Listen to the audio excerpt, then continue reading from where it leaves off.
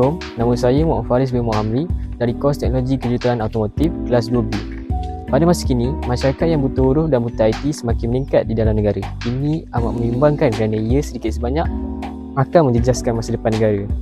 Bagi mengatasi masalah ini, saya ingin mencadangkan sebuah kempen kepada UNESCO yang bernama Literasi Asas Insan Berkualiti. Sebelum kita pergi lebih lanjut kepada kempen ini, mari kita kenali apa itu UNESCO. Apakah UNESCO? UNESCO ialah United Nations Educational, Scientific and Cultural Organisation. Ia merupakan satu badan dunia yang ditubuhkan pada 16 November 1945. Ia merupakan sebuah pertubuhan pendidikan, sains dan kebudayaan yang ditubuhkan oleh Pertubuhan Bangsa-Bangsa Bersatu (PBB). Penubuhan UNESCO adalah untuk mempromosikan inisiatif kerjasama antarabangsa bagi hal ehwal berkaitan pendidikan, sains dan kebudayaan. Kempen Literasi Asas Insan Berkualiti adalah cadangan kepada UNESCO Malaysia yang bertujuan untuk meningkatkan literasi dalam kalangan kanak-kanak di Malaysia. Kempen ini berusaha untuk menyediakan akses pendidikan asas membaca dan menulis serta memperkuatkan kemahiran literasi digital dalam era teknologi yang semakin maju. Kempen ini akan diadakan pada 8 September 2023. Terdapat 3 rasional yang dapat saya senaraikan. Yang pertama ialah hak mendapat pendidikan adalah satu daripada hak asasi manusia. Di dalam Perlembagaan Malaysia telah menyatakan bahawa semua warga Malaysia berhak mendapat pendidikan yang sama rata, tidak mengira bangsa dan agama. Yang seterusnya ialah meningkatkan pembangunan sosial dan ekonomi. Hal ini penting supaya dapat melahirkan masyarakat atau individu yang berilmu dan berkualiti dalam negara. Dan yang terakhir ialah mengatasi masalah buta huruf dan kesan negatifnya. Pada masa kini, bilangan individu yang buta huruf serta buta IT kian meningkat di dalam negara. Ini akan beri kesan kepada mereka pada masa hadapan, terutama apabila mereka hendak mencari pekerjaan. 3 objektif daripada kempen ini. Objektif yang pertama ialah memupuk minat membaca secara berterusan.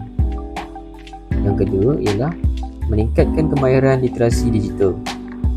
Dan yang ketiga ialah memberi kesedaran tentang kepentingan membaca dan menulis.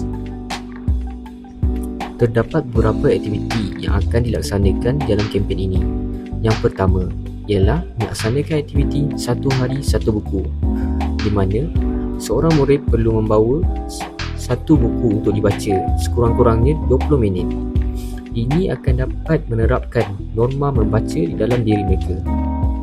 Yang seterusnya ialah melaksanakan sesi permainan pendidikan digital. Pada masa kini, telah banyak aplikasi permainan digital yang berkaitan pelajaran telah dibuat, contohnya Quizizz. Di dalam aktiviti ini, mereka perlu bermain kuis digital di atas talian di dalam komputer yang disediakan di dalam sekolah. Dan aktiviti yang terakhir ialah membuat sesi ceramah inspirasi. Di dalam ceramah ini, murid-murid akan diberikan motivasi serta nasihat oleh tokoh ilmuwan seperti penulis buku dan novel yang bakal dijemput.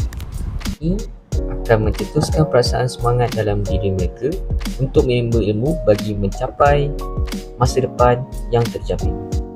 Kumpulan sasaran yang sesuai bagi kempen ini ialah rakyat Malaysia, iaitu kanak-kanak sekolah rendah yang berusia 12 tahun ke bawah. Saya memilih kumpulan ini kerana kanak-kanak lebih mudah untuk diajar dan menerima sesuatu perkara yang baru pada usia yang muda. Bab kata pepatah, belentur buluh biarlah dari rebungnya. Antara implikasi kejayaan apabila kempen ini berjaya dilaksanakan ialah penurunan kadar buta huruf. Apabila lebih ramai murid pandai membaca dan menulis secara tidak langsung, ia akan menyumbang kepada penurunan kadar buta huruf. Yang seterusnya ialah peningkatan penyertaan dalam hal-hal berkaitan pelajaran. Murid akan memperoleh jati diri dan confident apabila mereka mempunyai ilmu. Oleh itu, mereka lebih cenderung untuk melibatkan diri dalam aktiviti seperti pertandingan, sajak, syair, pantun dan sebagainya. Yang ketiga ialah peningkatan pembangunan sosial dan ekonomi serta melahirkan murid yang berkualiti dan berdaya saing. Dengan ilmu yang mereka perolehi, mereka tidak akan ketinggalan serta mudah untuk memperoleh kejayaan di masa hadapan. Melalui kempen yang telah saya cadangkan, kita akan dapat mengatasi cabaran literasi di seluruh negara dan memberikan peluang yang lebih baik kepada semua kanak-kanak untuk membangunkan potensi mereka melalui pendidikan. Dengan sokongan dari komuniti, kesedaran yang tinggi dan program-program yang berjaya, kita pasti akan dapat mencapai literasi yang lebih tinggi dan mendorong pembangunan berlanjutan di masa hadapan. Sekian daripada saya. Terima kasih.